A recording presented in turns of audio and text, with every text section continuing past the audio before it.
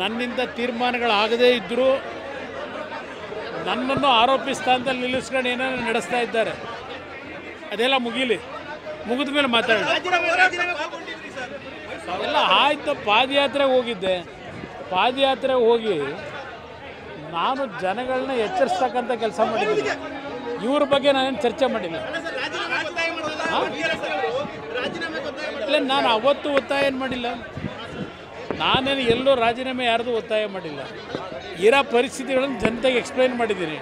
ಜನ ತನ್ಬಾರ್ದು ತೀರ್ಮಾನ. ಈಗ ಈ ದೇಶದ ಕಾನೂನಿನಲ್ಲಿ ಎಲ್ಲರಿಗೂ ರಕ್ಷಣೆ ಕೊಡ್ತಕ್ಕಂಥದ್ದು ಸಂವಿಧಾನದಲ್ಲಿ ಇದೆ. ಕಾನೂನು ಬಾಹಿರ ಚಟುವಟಿಕೆ ಮಾಡಿದರೆ ತೀರ್ಪುಗಳು ಏನಾಗಬೇಕೋ ಕೊಡ್ತಾರೆ. ಕಾನೂನಿನ ಒಳಗಿದ್ದರೆ ಯಾರು ಬೇಕಾದರೂ ಎಲ್ಲಿ ಬೇಕಾದರೂ ಹೋಗ್ಬೋದು.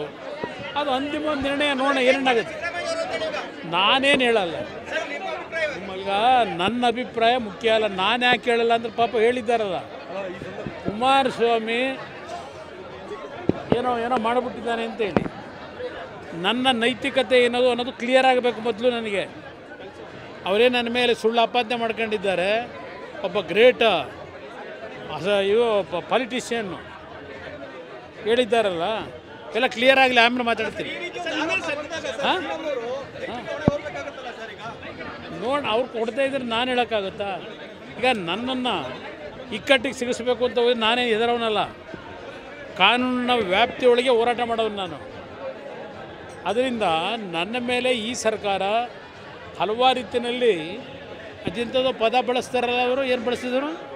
ಯಾರು 5 ಜನ ಮಂತ್ರಿಗಳು, ಬಿಡಾಡಿ ಮಂತ್ರಿಗಳು. ಆ ಬಿಡಾಡಿ ಮಂತ್ರಿಗಳು ನನ್ನ ಮೇಲೆ ಆಪಾದನೆ ಮಾಡಿದ್ದಾರೆ ಅಲ್ವೇ? ಅದೆಲ್ಲ ಕ್ಲಿಯರ್ ಆಗಲಿ, ಆಮೇಲೆ ಮಾತಾಡ್ತೀನಿ. ಯಾಕೆ ಅನುಮಾನ ಇದೆಯಾ ನಿಮಗಿನ್ನೂ? ಅನುಮಾನ ಇದೆಯೇ? ನಾನು ಷಡ್ಯಂತ್ರ ಅಂತ ಹೇಳಲ್ಲ. ಕುಮಾರಸ್ವಾಮಿ ಕೇಂದ್ರದ ಮಂತ್ರಿ ಆಗಿರೋದು ಸಹಿಸ್ಲಿಕ್ಕಾಗದೆ ಏನಾದರೂ ಒಂದು ರೀತಿ ಜನಗಳ ಮುಂದೆ ಕಂದಕ ಸೃಷ್ಟಿ ಮಾಡಬೇಕು ಅಂತ ಏನು ಹೋರಾಟ ಮಾಡ್ತಾ ಇದ್ದಾರೆ.